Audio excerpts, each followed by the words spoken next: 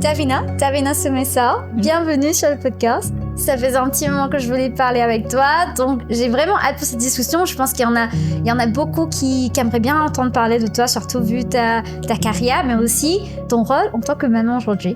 Bienvenue sur le podcast, Davina. Merci beaucoup, Gemma. Ça me fait très plaisir d'être présente ici.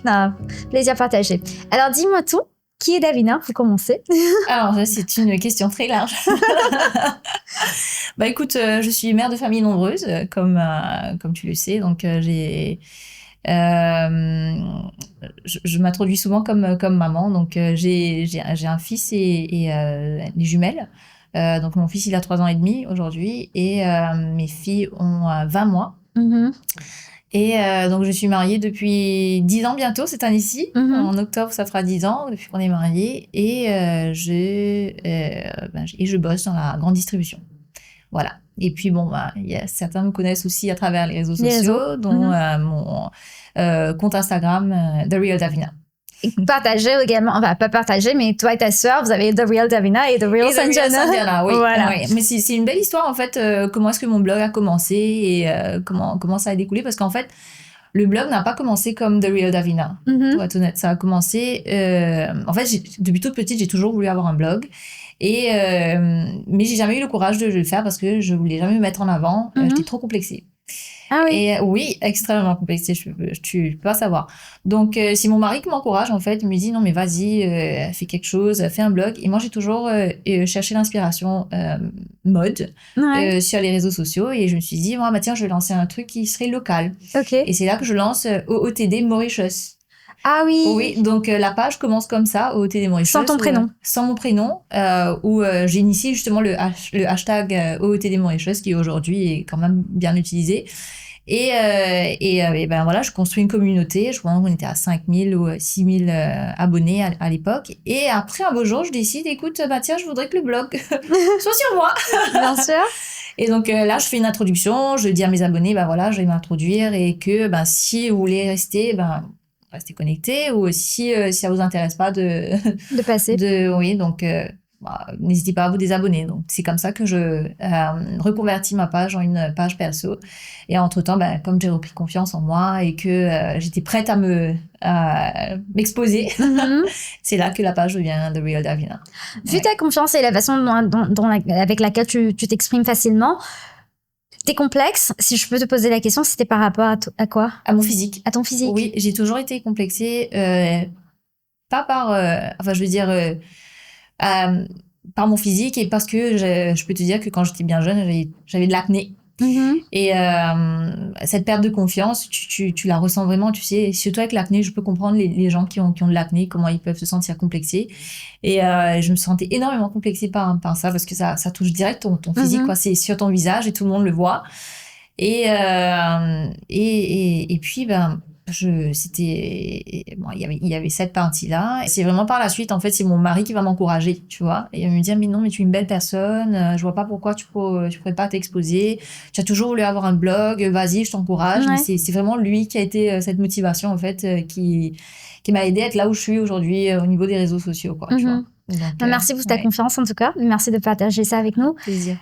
Ton mari était là et finalement il y a eu le blog, il y a eu OOTD Mauritius, puis c'est devenu The Real Davina. Moi je t'ai connue à l'époque bien avant que tu sois maman, et tu partageais tes contenus au niveau de ta passion pour la création des contenus. Et à un moment quand on s'est échangé, ça fait un petit moment maintenant, je t'ai échangé sur Instagram, je me souviens, je te disais Davina, toi c'est quasiment Davina in Paris, comme Emily in Paris, parce que tu testais pas mal de produits pour la société pour laquelle tu bosses. Ce petit parcours en tant que créatrice de contenu, cette passion, tu l'as toujours eu? Je l'ai toujours eu, tu vois. J'ai toujours eu cette envie de partager, de vraiment partager quelque chose qui est sincère, en fait. C'est vraiment mes avis personnels, et ne vraiment jamais promouvoir quelque chose qui ne me plaît pas, quoi. D'accord. Tu vois. Donc, tout ce que je partage est vraiment parce que ça découle vraiment de ma préférence personnelle, et je reste toujours bien sincère dans tout ce que je partage, tu vois. Et j'adore créer, j'adore voir qu'est-ce que les gens pensent aussi, tu vois. Et aujourd'hui, je pense que ma plateforme, je trouve que c'est aussi my safe place, parce que j'ai quelque part, c'est les abonnés qui me donnent ce sentiment, en fait, tu vois. Pour te dire, en 7 ans que j'ai ma page, j'ai quasiment jamais été critiquée par quelqu'un, tu vois. Et ça me fait énormément plaisir parce que ça voudrait dire tu que gardes les gens... l'authenticité. Je pense que c'est ton authenticité qui parle pour soi. Ça fait plaisir de l'entendre, mais des fois, je partage sans vraiment me dire qu'est-ce que les gens vont penser. Je partage parce que je trouve que c'est intéressant de le partager, que c'est intéressant que les gens apprennent, tu vois, par rapport à mon parcours postpartum, etc., où tu me dis que, voilà, j'expose, en fait, tu vois. Et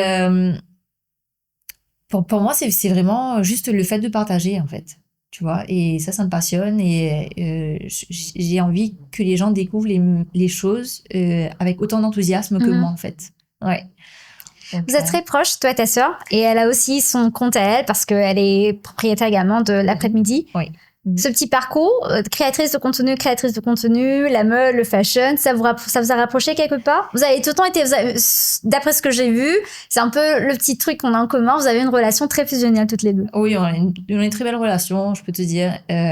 Aujourd'hui, on a moins ce temps à passer ensemble parce qu'aujourd'hui, on est mariés, on a chacun... Vous êtes toutes les deux mamans. Exactement, et on est très pris par notre train-train quotidien.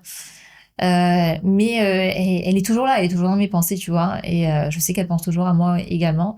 Mais quand on se revoit, ça fait plaisir et on a tellement de choses à rattraper ensemble. Et voilà, quoi. Tu sens que la vie, et si je peux te poser la question, parce que ma jumelle vient de se marier, donc ça nous a fait un petit changement. Bah, pas un petit changement, mais je pense qu'il y a eu un petit déclic après le mariage.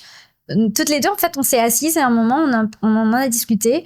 On s'est rendu compte qu'en fait, je vais pas m'utiliser du terme séparation, mais il y a quand même un léger détachement au niveau de notre parcours. Tu vois, parce que moi, pour le moment, je pense peut-être à revenir à l'Imory, je sais pas.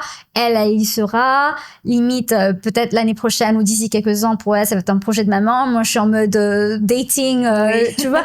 Il y a eu un petit déclic malgré tout.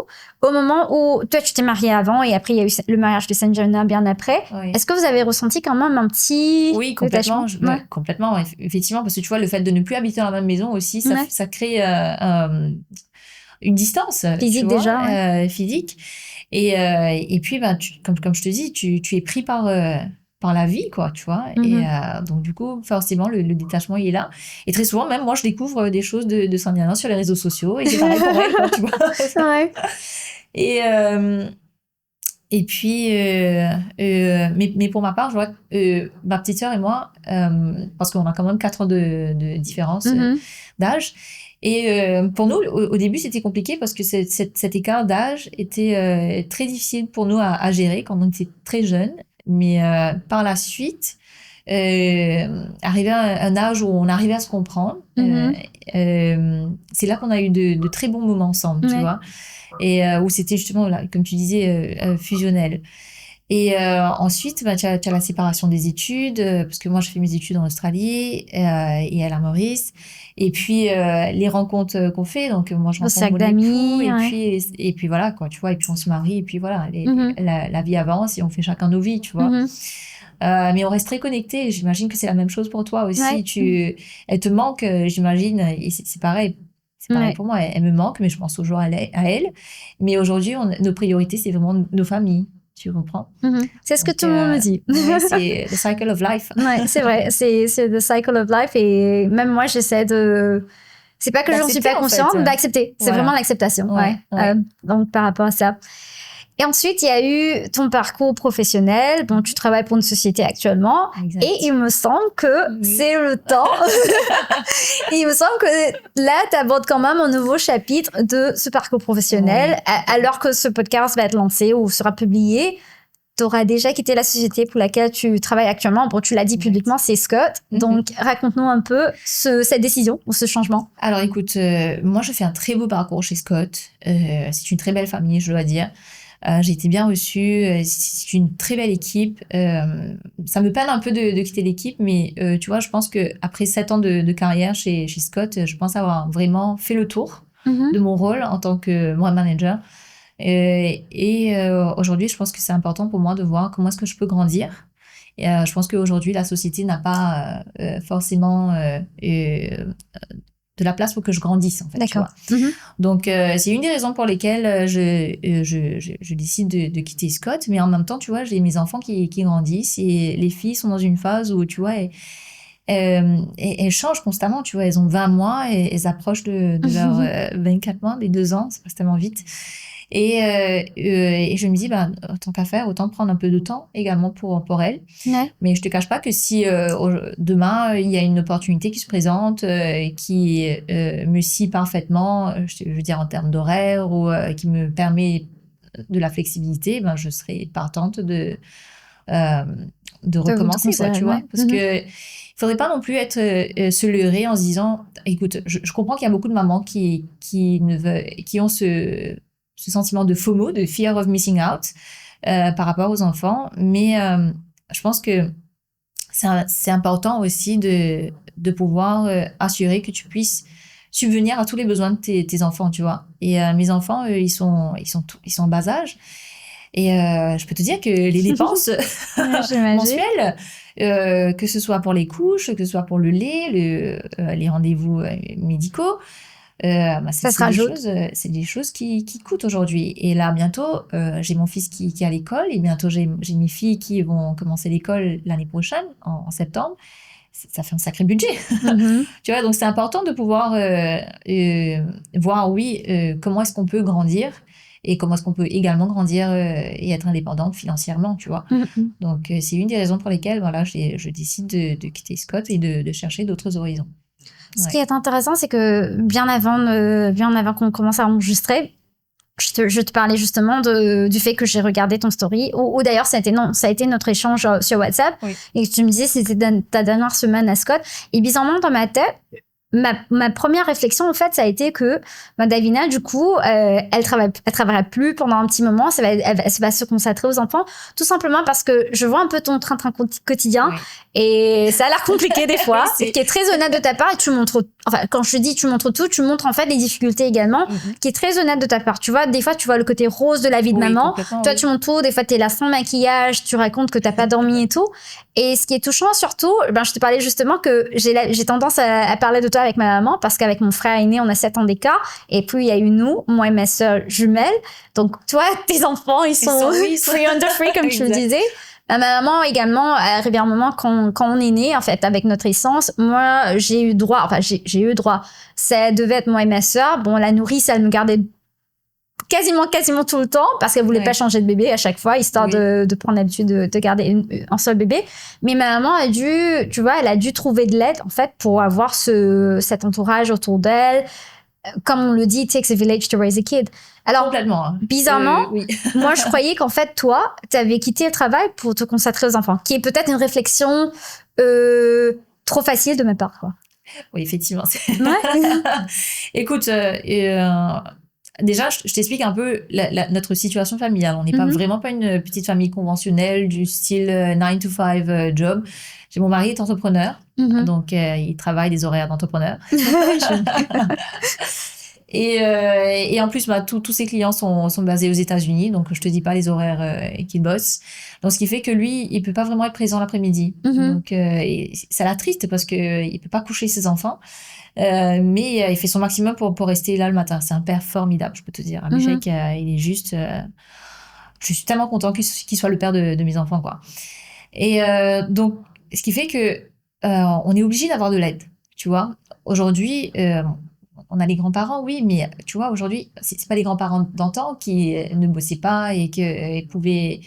Mes parents, par exemple, ils travaillent toujours, et mes beaux-parents, ils sont à la retraite, mais ils ont quand même des activités, ils ont des commitments. Donc, c'est important pour nous de pouvoir avoir de l'aide à la maison quand mon mari n'est pas là l'après-midi. Donc, ce qui fait que aujourd'hui, même moi, pour me permettre d'aller bosser, on a besoin d'avoir quelqu'un qui soit là le matin.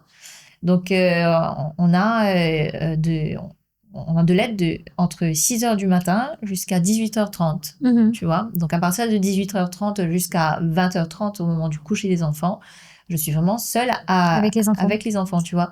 Et des fois, ça peut être très compliqué parce que tu peux avoir une qui n'est pas du tout d'humeur et qui veut être prise constamment, qui veut être dans tes bras. Et tu as les deux autres qui se chamaillent en même temps. Et tu as une qui a soif, mais l'autre qui n'a pas soif. Et puis, tu vois, des fois, ça peut être, comment te dire, tu peux être surmené. It's overwhelming, tu vois. Et mais je dois dire que j'ai des enfants formidables aussi, tu vois. J'ai mon fils qui, lui, plus il grandit et plus c'est un jeune homme extraordinaire.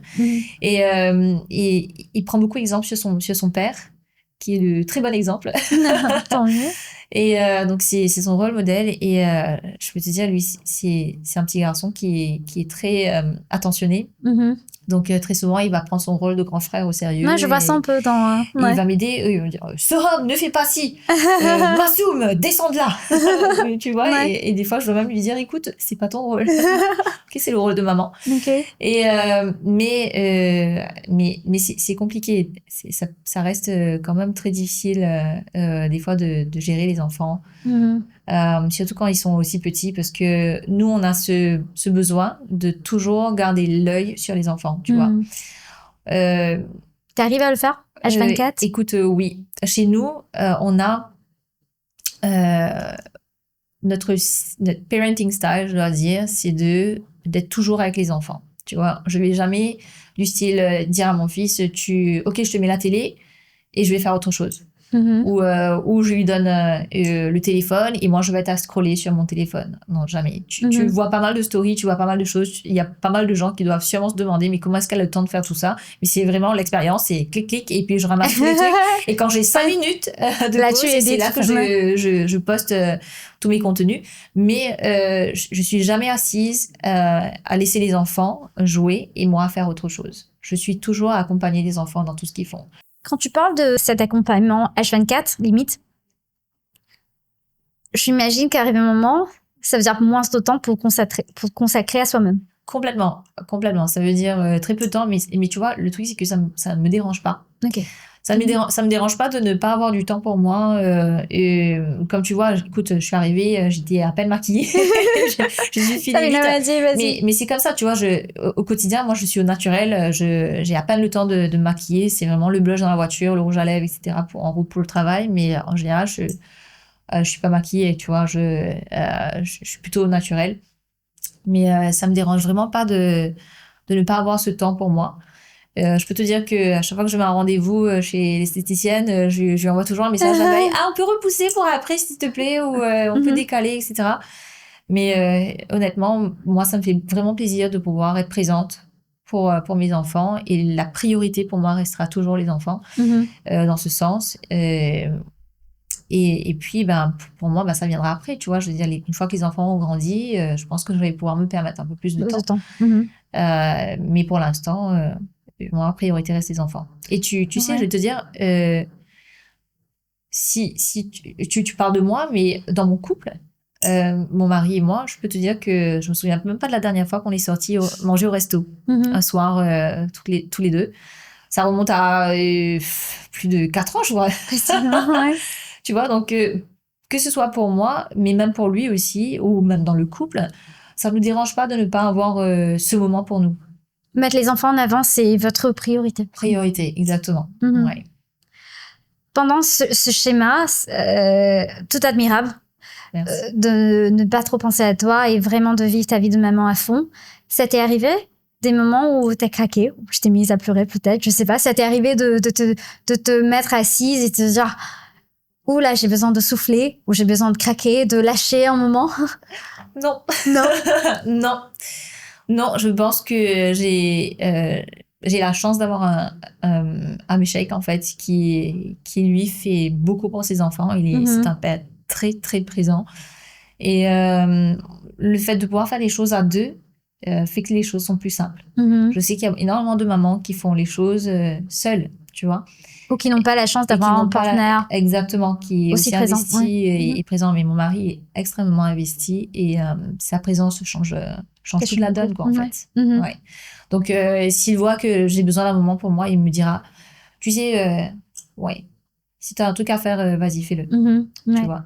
Donc, Et il y a aussi eu la partie où tu t'es exposée publiquement en racontant ta grossesse et en parlant de ton corps qui a changé.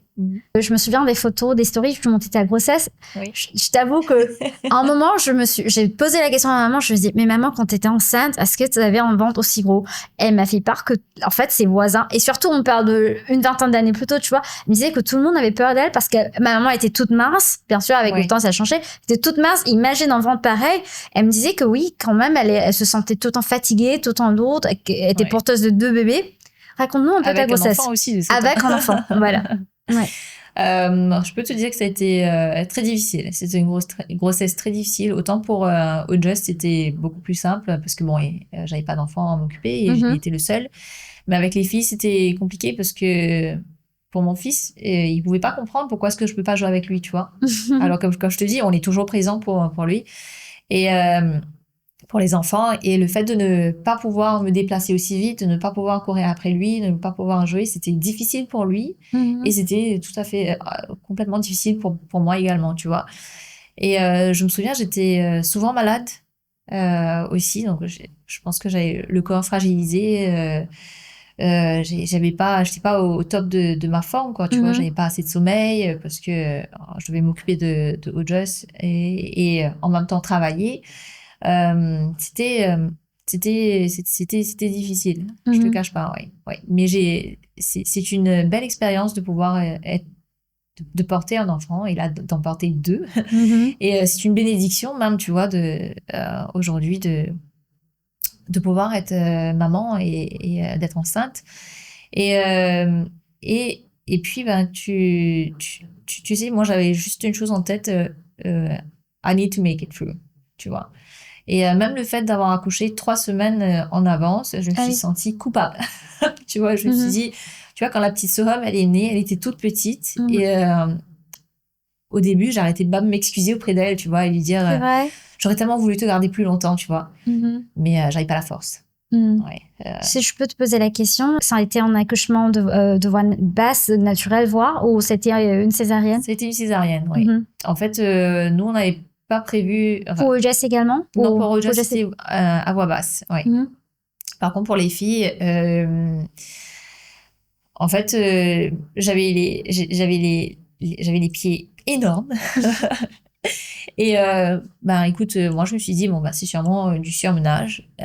J'étais pas consciente qu'en fait que c'était que ça pouvait être un problème en fait, que ce soit pour ma vie carrément et pour la santé des enfants.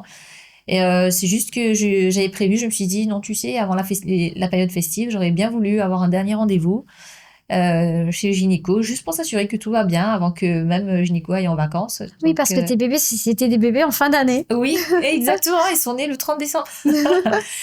Et donc je lui dis ok, ben écoute, on va faire un rendez-vous comme ça, juste pour s'assurer que tout va bien. Et c'est là qu'il me voit, il me dit ok, il enfonce son doigt dans mon pied. Moi je te dis oups, ça fait un gros trou. Dans ton pied? Oh oui, ça fait un gros trou parce que mon pied était vraiment énorme, et ça avait tellement gonflé, il y avait tellement d'eau dedans en fait. Et il me dit, et il se retourne, il appelle mon mari, il se dit il faut accoucher. Oui, et tu vois, c'était un rendez-vous normal, comme d'habitude. Oui, tu vois. Et puis bah, voilà, le lendemain, tout de suite admise, on a dû me faire une injection pour pouvoir développer plus rapidement le poumon des filles. Et puis bah, on a accouché direct le lendemain, quoi. Donc on a dû éventuellement faire une césarienne. Ouais. Donc c'était une expérience, un postpartum douloureux, je peux te dire. C'est vulnérable de ta part, en fait, de partager le fait que tu as quand même ressenti la culpabilité par rapport à tes filles d'être nées 3 semaines d'avance. Oui. Écoute, je trouve que tu vois, mon fils, quand il est né, il avait tout, il était en top forme, quoi, tu vois. Et on a eu la chance aussi que, même si les filles sont nées 3 semaines, avec 3 semaines d'avance, qu'elles n'aient pas eu besoin d'être dans un incubateur, tu vois. Donc, c'est des choses que j'ai pas réalisées au moment de l'accouchement, parce que je culpabilisais tellement quand je voyais les petites mains de Soham qui étaient tellement petites, tu vois. Et moi, je me souviens d'Ojas qui était né vraiment un gros bébé. Et j'aurais tellement voulu qu'elle naisse. Mais aujourd'hui, tu regardes Soham, franchement, j'ai vu les deux. Elles sont costauds, mes deux filles. Hein. Plein d'énergie également. Plein d'énergie aussi. Et elle est en pleine forme, mais au moment où elle est née, ou que je la prends la première fois dans mes bras, et j'ai dit, maman, j'aurais voulu que tu naisses avec plus de... que tu sois un peu plus... Contente, ouais. J'ai vu je te parlais justement comme mon frère et ma belle-sœur, ils viennent d'accueillir leur premier bébé. C'est également le premier bébé des deux côtés, donc bien chouchouté. Oui, bah oui. Mais par contre, elle, quand elle est née, chose que j'ai apprise par la suite, tu vois, c'est marrant parce qu'en 24 heures, avec la naissance de ma nièce, c'est limite, ça a été un peu révélateur pour moi parce que en 24 heures, elle est née. Ce qu'on savait pas, c'est que en fait, quand elle est née, je pense qu'il y a eu un moment où on a dû précipiter son accouchement. Elle est restée dans un incubateur pendant 2-3 jours, 2-3 jours. Et limite, on arrivait à la prendre légèrement, mais elle est quand même restée dans un incubateur pendant quelques jours. Mais le fait de voir d'autres mamans, pour elle, c'était un petit problème de respiration.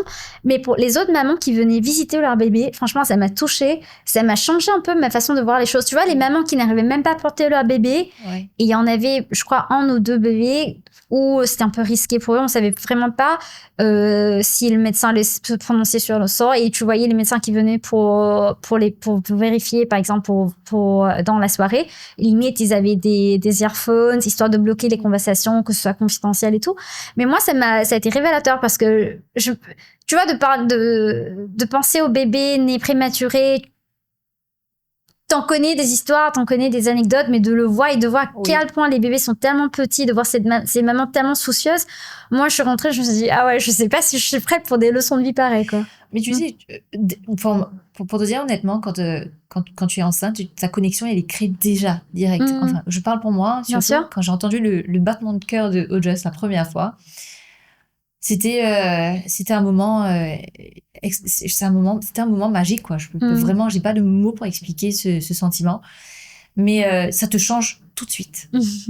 Ça te change. Tu vois, j'apprécie ton sentiment parce que c'est très humain, tu vois, je veux dire, de pouvoir ressentir juste en voyant, mais le fait de le vivre, je te le souhaite, franchement, c'est une belle expérience. Ça te change. Vous avez choisi de savoir le sexe du bébé? Complètement, oui. Non, et pour les filles également.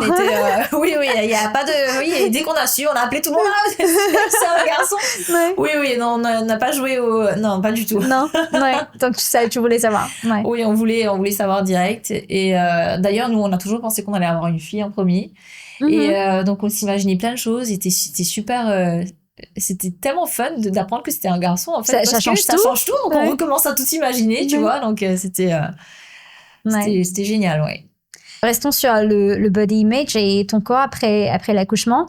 Tu montrais tes cicatrices. Après, il y a aussi eu le côté flatteur, parce que les gens qui te disaient, qui parlaient de ton corps, en fait, qui a repris le corps que tu avais avant, grâce par ton métabolisme, parce que tu me disais que tu fais pas de sport, ça a été ton alimentation, l'alimentation quasiment normale. Parle-nous un peu de cette période je veux dire, transition peut-être, après le postpartum. Le postpartum, tu parlais de la période douloureuse, vu ta césarienne. T'as quand même repris ton corps d'avant, mais les cicatrices sont restées, et tout honneur à toi, tu le montrais publiquement sur tes réseaux, parce que c'était quand même une plateforme où il n'y avait pas de tabou, sans filtre, tu montrais tout. Oui, bah écoute, comme je te disais, je pense que c'est important le postpartum, c'est une réalité, et c'est important de normaliser certaines choses, et le fait pour moi de pouvoir le partager, c'est parce que je suis une safe zone, tu vois, donc j'ai des abonnés qui sont là, qui sont présents, qui me soutiennent, et qui me disent, ils arrivent à relate, en fait, à mon expérience, et ils sont tellement contents de voir qu'ils ne sont pas seuls dans leur expérience. C'était surtout cette partie qui était importante pour moi, tu vois, de dire, voilà, quoi. Comme je te dis, je partage les choses avec beaucoup de sincérité, et c'était la même chose par rapport à ce partage. Mais il y a une chose, par contre, que j'aimerais dire, c'est que on est tous différents, et que il faudrait pas penser que, écoute...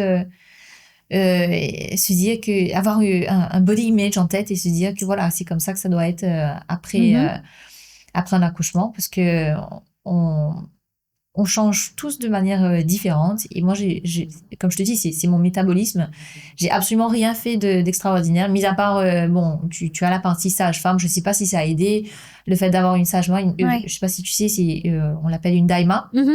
et qui vient et qui te frotte, qui aide les petits massages et tout. Oui, à drainer un peu les excès de ton corps après l'accouchement. Et le fait d'avoir bu du Adjoine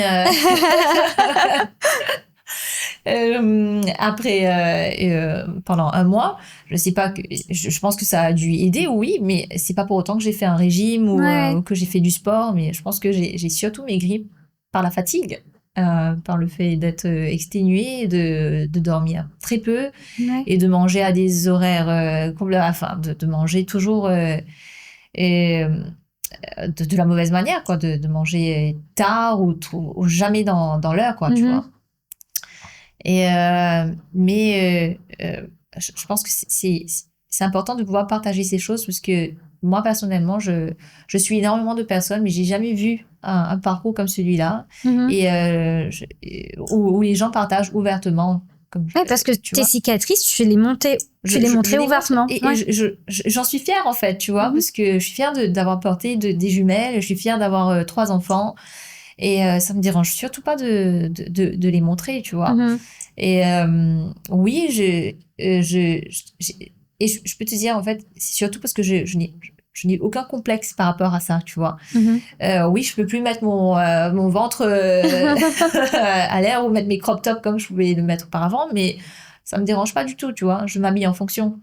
C'est important de dire, ok, que mon corps a changé, donc je vais changer mon style vestimentaire pour m'adapter, tu vois. Tu peux te sentir aussi belle en changeant de style, tu vois.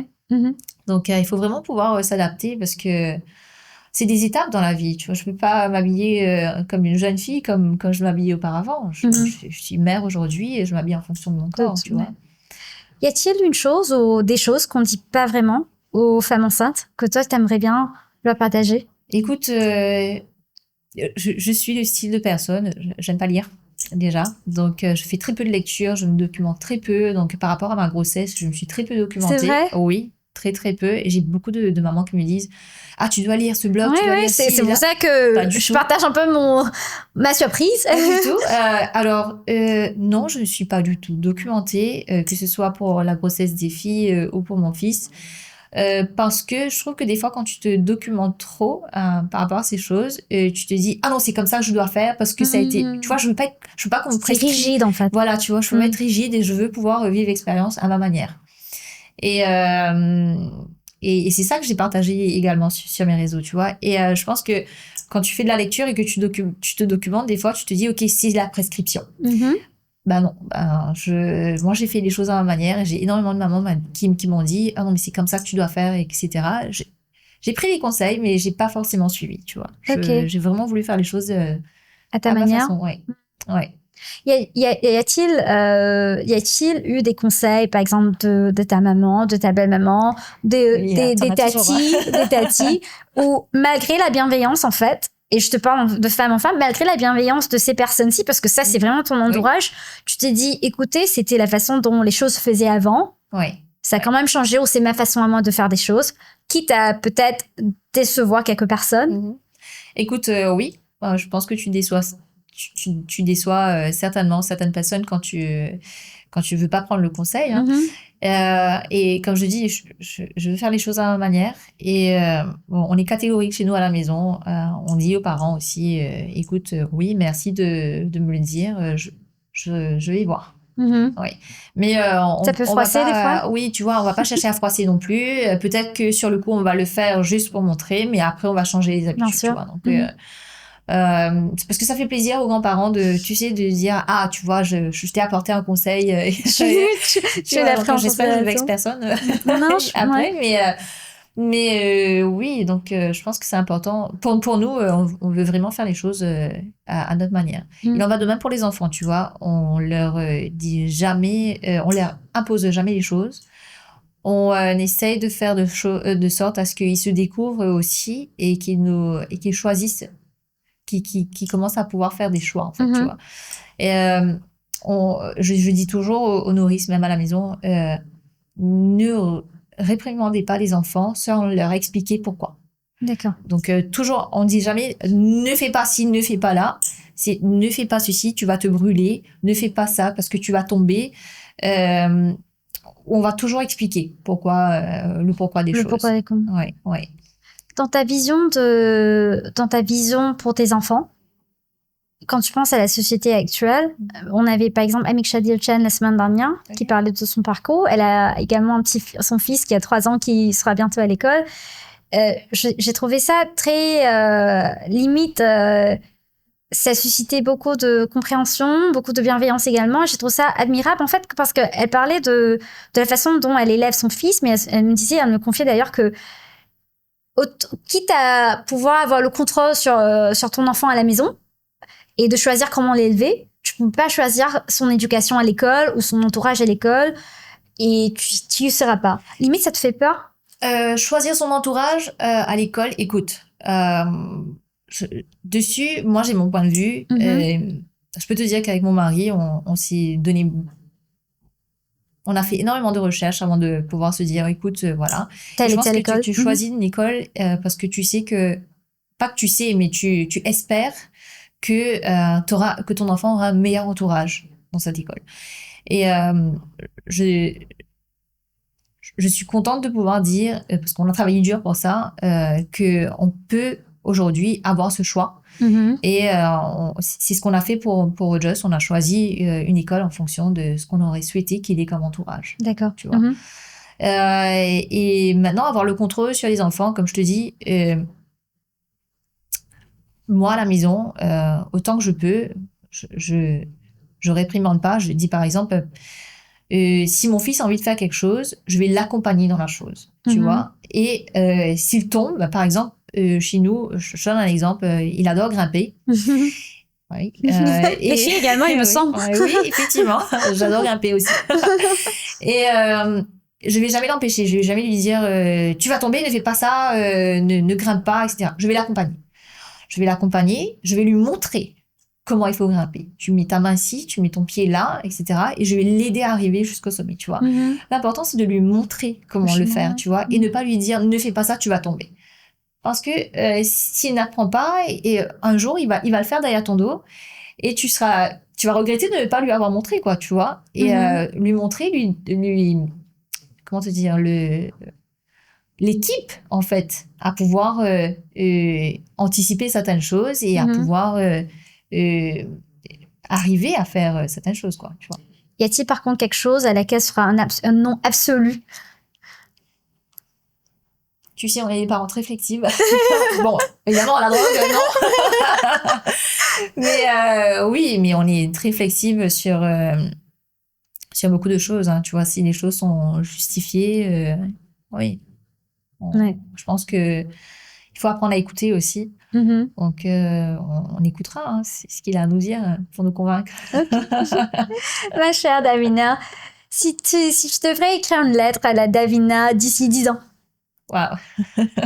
Des fois, on a tendance en fait à poser cette question à nos invités ou leur demander de parler à soi-même quand ils avaient ou elles avaient 18 ans. Mais moi, j'aimerais bien te poser la question. Si tu devrais écrire une lettre à toi-même d'ici 10 ans, ce serait quoi? Bah écoute, ce que j'aimerais bien dire, bon, 10 ans c'est peu parce que je suis un peu vieille. Hein. Oh là, Davina, mais regarde-toi quand même. Je dirais même pas que t'es maman. Oh, je suis gentille. Écoute, moi ce que j'aimerais dire, c'est que j'aurais jamais pensé être aussi épanouie aujourd'hui. J'ai toujours été dépendante des autres, toujours à chercher la validation des autres.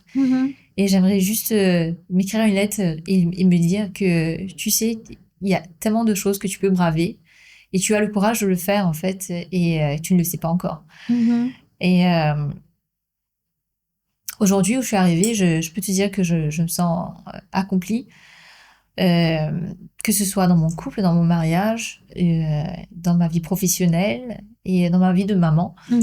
Et je suis extrêmement fière de ce parcours et je give myself credit for it as well. Alors qu'auparavant, j'ai toujours...